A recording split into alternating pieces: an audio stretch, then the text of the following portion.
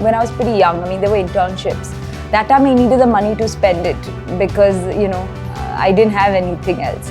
But when I started, getting a full-time job and I had money after my bonus, I did invest a little bit, but I didn't invest enough. And I was in the US and it was 2000. So can you believe, what I left on the table? It hurts me still.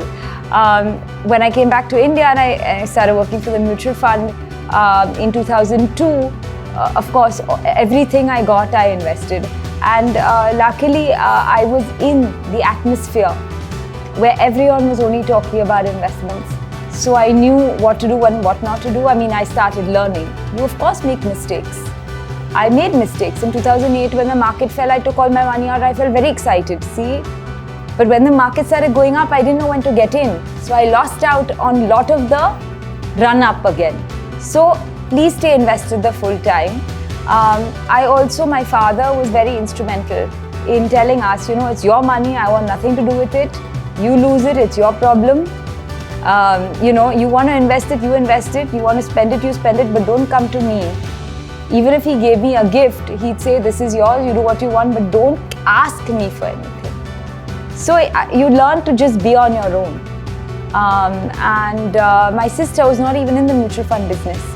She was told the same thing, pushed into the deep, and she was, she had to figure out how to swim. And so I think both of us have just learned to make our own investment decisions. And as I said, a lot has to do with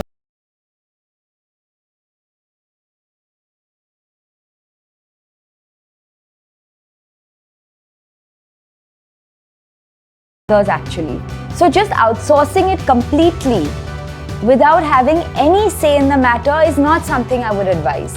And the reason I wouldn't do that is because if there is a mistake taken by that counterpart, there is a lot of resentment that could come in, especially if it's your hard-earned money or if it is your inherited money. It's yours.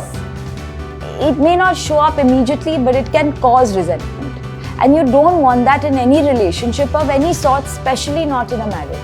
And therefore, women have to be accountable at the end if it's their money.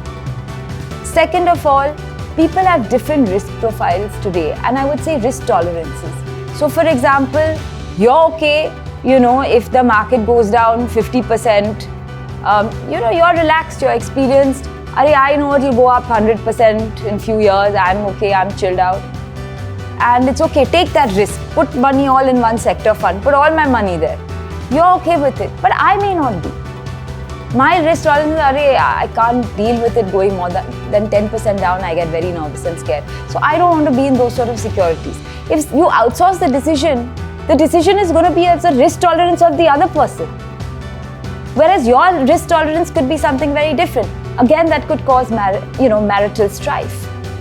And I think it's very, very important, therefore, that you are accountable for your own money and that you take the final decision. No one is saying don't involve your spouse. Please involve your spouse or your father or your brother or whoever you trust. Okay, please involve them. No one is saying hide anything. Please, last thing you should do is that.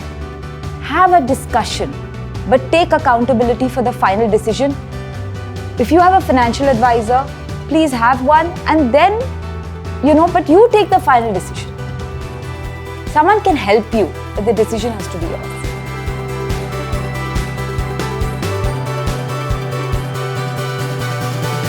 Investment in securities market are subject to market risk. Read all the related documents carefully before investing.